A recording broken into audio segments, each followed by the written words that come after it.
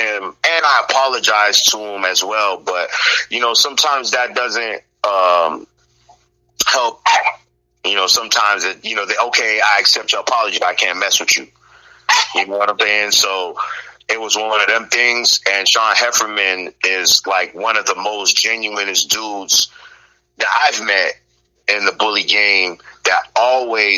This is the first person that told me shots fired was 6 months. No, he was 5 months. No, he was 6 months. And he told me that dog's going to be one of the best dogs in the ABKC. And he's going to be a legendary dog. Sean Hefferman was the first person. Matter of fact, I'm lying. Sean Hefferman wasn't the first person. The first person,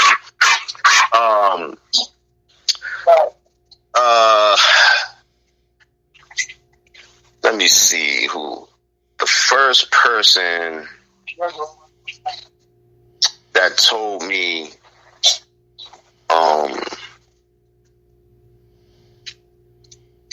let me see. I think Sean Hefferman was the first person that came out with a bold statement that that shots fired was going to be one of the best dogs in the ABKC. So I took that and was like, yo, man, I don't believe it because he's just a puppy. This is my first stud. I really don't know what the hell I'm looking at. Mm-hmm. Then the second person that told me was Rob Petrarca. And Rob Petrarca wasn't even in the bully game like that. He just purchased his first female, and he told me at a show in Long Island that, yo, that dog right there is special, and I wanted to breed to him. That was the first person that told me he wanted to breed to my dog. And his dog wasn't even old enough. My dog wasn't old enough. Anyways, but he said as soon as that boy is ready to stud, he's going to my girl. And he did. And they had some beautiful dogs. I mean, some dogs that look like males. So it took a lot of people to get me to understand what I had. Not a lot, but a couple of people to get me to understand what I had. As far as a stud, that's how green I was, of not knowing. Then Chew, I remember at that show and when it was out here. Rhode Island? Rhode Island was the first one. Rhode Island was the second one. Long Island. Well, we was in Rhode Island, the second one. Yeah. I remember you told me. I don't know if you remember this, but we was posing for the first Best in Show, and you was like, you might take this whole thing today. And I was like, yeah, you think so? He was like, bro, that dog right there, man, I don't know what it is, but that dog's beautiful. And I was like, wow. Wow. And then he took everything. He did take everything. And another person that basically let me know what I had was Alec Ferrero, which this right here was probably when I started believing, is when the owner of Lucky Luciano, the owner of Lucky Luciano comes up to you for the first time you met him. That first time I met him was at that show in Rhode Island. That's the first time I ever met him. And he came to me and he said, yo, I'm sorry. I said, sorry? What the hell are you talking about? You sorry? I'm thinking that he's going to tell me I can't show my dog under him, or, my dog was flawed up or something like that. He was like, I'm sorry because I said something about your dog that I shouldn't have. I said, what? Mm-hmm. He said, I said that there's no way that your dog should have beat the bear, because we beat the bear at a show. Shots was like, I think he was like 15 months. He was like 15 months, and we got the bear in a show. And he said, I thought that your dog was the same size as Waffle House. I thought they was like, I didn't even know, because when he seen him, he was just touching on him. And he was like, bro, I'm sorry. And he just kept saying sorry when he was touching him. And I'm like, why is he saying sorry? Like, why is he apologizing to me? You know, and then he just pulled me to the side and was like, yo, I saw shots fired, looked like this. I thought he looked like that, you know, and I didn't think he, you know, was a dog that should have beat the bear. And I was very vocal about it. And he said, now that I'm looking at him, he was like, I got to apologize to you because I was wrong. So from that day right there, I knew I had something special because no disrespect to anybody else that told me before, it took somebody who I looked up to, you know, for having, you know, the dog knowledge that he had, plus the dog, you know, that was world known, you know, to say something like that to me, to understand, yo, I must have something nice, you know. So that was another thing. I you know, you need people around you that you trust to tell you what you got to, man, to give you that confidence, you know, to you know, people not people that agree with everything you say, but you know, people that's honest with you. You know what I mean? Right, but there's people who are scared not to be honest and tell you have a nice dog and you really don't. Yeah, you know. So that's what I thought, you know, what was going on. Y'all, you just saying it, you know, you're saying it for some reason. I don't know why you're saying it, but, you know, to be nice, maybe I'm a big dude and you don't want to, you think I'm going to blow up on you or something like that. No, you know, I always was thinking on the other spectrum of things, you know, and people, because I've met a lot of dishonest people in the bully game and I've seen a lot of people say, yo, your dog's nice, and it really's not. You know, people tell me my boy he was nice, and he's not. You know, he's not. You know, he's not a nice dog. So, I mean, as he's a nice dog, but he's not a nice show dog. Who are you talking about? You know, he's not been in the showroom, and what you talking about, brother? I showed him. You know, and until people were honest with me on Bullypedia, not Bullypedia, Debatable. About who? About Bane Hates Batman. Oh, okay. You know, he was my first stud, you know, and we bought him as a pet. You know, we didn't buy him for show purposes, but I just happened to, you know Tone, and, you know, I thought the word Dax, just saying the word Dax meant something, you know, or just having that dog in, you know, which is like maybe in his fourth generation.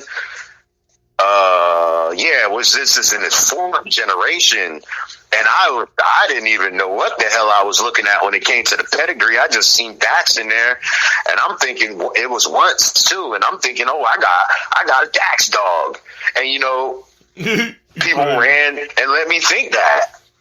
Tone was the first person to say, man, that dog ain't no damn Dax dog, man. Stop telling people that. You know what I'm saying? He was like, man, it's and I wasn't a part of them all bullies. I just was just on my own. You hear me? How long were you doing that shit? Man, I did that shit for a whole year, man. You know what I'm saying? And, you know, I didn't even, you know, Tone, this is the thing about Tone, man. I've known Tone, like I said, since 1998. And he is an honest person to the point where I remember things that he's done in the past that made him look like a fool, and he still admits to it. Like, he's like, yo, yeah, I did it. You know what I'm saying? I'm like, oh shit. You know, so me knowing him all this time, knowing, yo, this dude will not lie. He's not going to lie just to save face. He's going to be real with you, you know, even if it doesn't look good or isn't as, fashionable as everybody else think it should be, he gonna go with it. If Tone think the shag looks good on him, he gonna come back with the shag or the rat tail, you know what I'm saying? And he gonna tell you it look good, and he gonna think it look good. Be honest with you. So, you know, you can't basically stare him in any direction he don't want to be in. But he was telling me, yo, your dog flawed up, bruh. look at this boy, because I went to a show, and my first show that I went to, an ABKC show, was in Bel Air, Maryland, and it was a show thrown by Patrick Volpe, and I took third places with everything with Bane, but Siren the Temptress, I was knocking them out. This was my first show. I couldn't believe, like, I won first place. I didn't even know what the hell else to do. I thought that was it. You know, I thought, okay, I won this first place. What else is next? You know, they was like, you have to wait for best female. And I was like, there's a best female? That's what I'm supposed to be doing? Yeah, you wait for best female. So I had to wait for best female. We won best female. Then I was like, okay, what do I do now? You have to wait for best, you know, so it was like that. You know, I didn't even know what was going on. You know, I didn't even know what I was supposed to do after a win.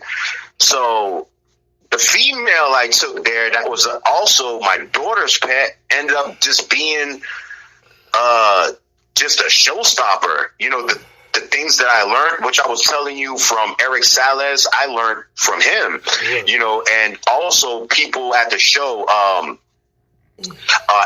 Anthony, I'm drawing on a blank. He's throwing a show in North Carolina. Help me out, Chew. You know Anthony, right? Mm-hmm. With the dreads. Man? After the man? I got his name right. I think I know what you're talking about, but Anthony Gray. Okay, that's great. That's it. Go. He was part. He's like part of. He's one of the rocks of Black Label. I need to get him on. He's always winning, man. This dude lives, and we call him Socks and Crocs. He always at the show all the time. Always at the shows, man. This at the show. Like, he pulled me to the side and said, yo, listen, when you dating your female, I had the lead. Matter of fact, I was showing in front of Ron Ramos. Ron Ramos stopped me and this was so embarrassing, man. Took the lead off of my dog, not the lead, took the choke collar off of my dog and put it on the right way. I had it on the wrong way. Right. He put it, you know what I'm saying? The head, the ears and shit. Oh. Excuse me? Go ahead. I got a cramp in my body. Go ahead, brother. Oh my goodness! And so he took the lead and put it on the right way for my dog. That's just how green I was. I didn't even know there was a certain way you put the lead on your dog's neck.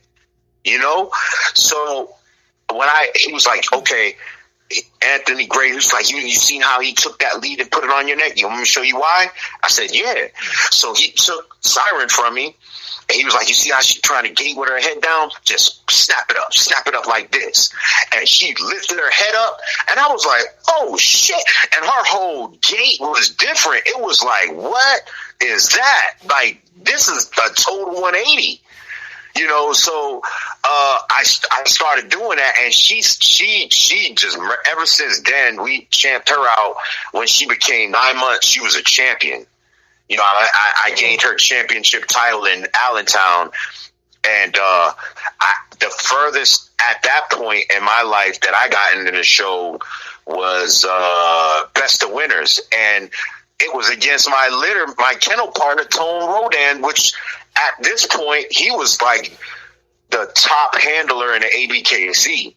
He was the top handler in the ABKC. We didn't get him, but there's a picture that I took afterwards because he was so proud of me, and I couldn't understand like the how special the moment was to be in there with Tone.